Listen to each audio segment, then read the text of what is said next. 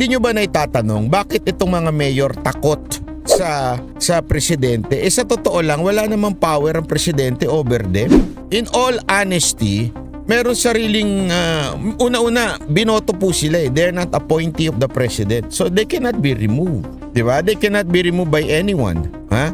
Bakit po sila po ay natatakot sa presidente o sa national government? Alam nyo kung bakit? Ang katotohanan niyan, kasi itong mga local government, mga mayor, mga governor, kasi may hocus-pocus silang ginagawa. At ang hocus-pocus nilang ginagawa, mga pagnanakaw nila sa bayan through DSW, DPWH.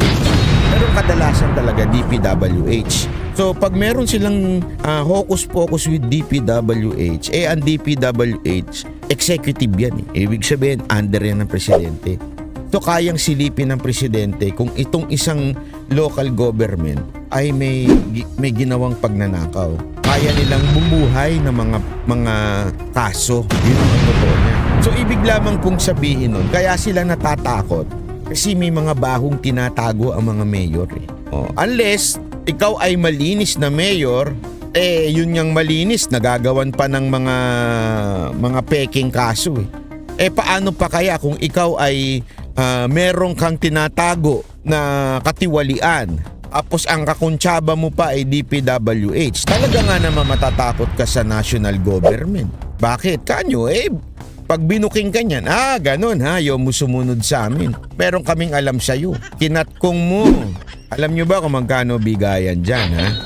Ito, nakwento lang sa akin ng isang kontraktor na kakilala. Ang bigayan dyan, doon sa opisyal, 30%. Ito dati pa to hindi ko na alam kung ano ngayon. Tapos doon sa ilang pang kontak, umaabot siya hanggang 50%. So yung napupunta lang doon sa tunay na project ay 50%. Ngayon nga ang balita ko 40% pa daw.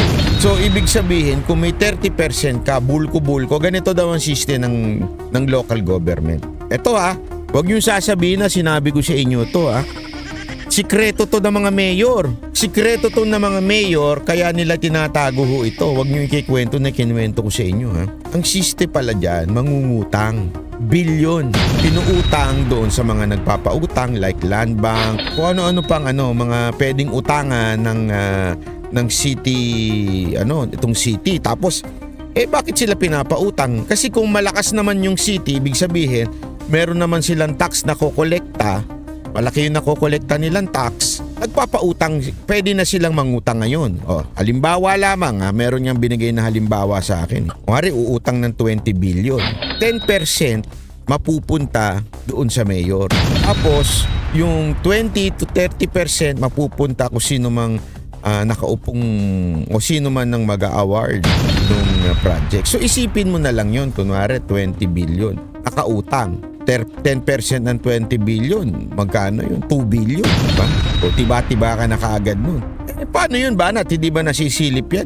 As long as, sabi nga nila, may iba't ibang klase, iba't ibang level ng korupsyon sa Pilipinas. Yan yung tinatawag na standardized corruption. Ibig sabihin, as long as may makikita ang tao, as long as merong mga ribbon cutting o may nangyayari, hindi na kasi hindi na masisilip yung details nun. Kaya nga nakakakita tayo ng mga banyong walang divider. Kaya nga ako nabilib kay Yorme. Bakit? Kay Kanyo. Diba napuntahan natin yung kay Yorme. Yung kanyang ginawang mga project, hindi pipitsugin. Kasi nga sabi nga ni Yorme doon, kung talaga namang kakayanin. Kakayanin naman Kung talagang ang gobyerno ay hindi magnanakaw, maganda ay may papagawa niya. Hindi mga kalidad yung pag naupuan mo, wasak agad. Hindi ganun. Tama, mali.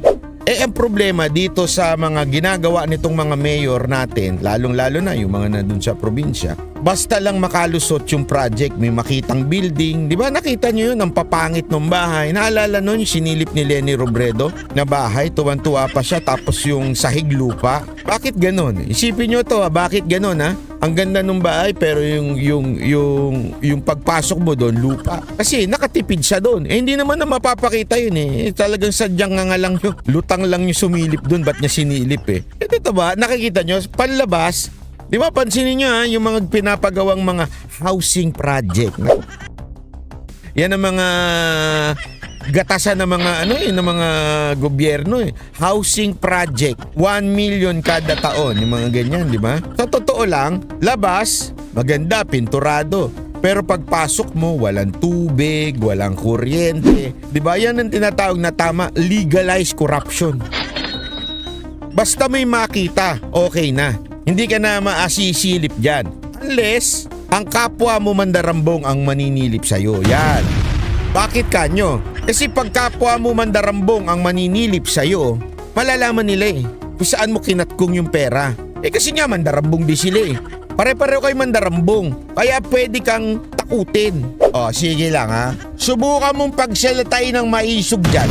Sisiguraduhin ko sa yung lalabas yung korupsyon mo. Ganyan. Kaya nga, kung mapapansin mo, hindi naman nasa ilalim ng mayor ang mayor sa presidente, pero bakit takot na takot sila? Kasi meron silang tinatagong baho.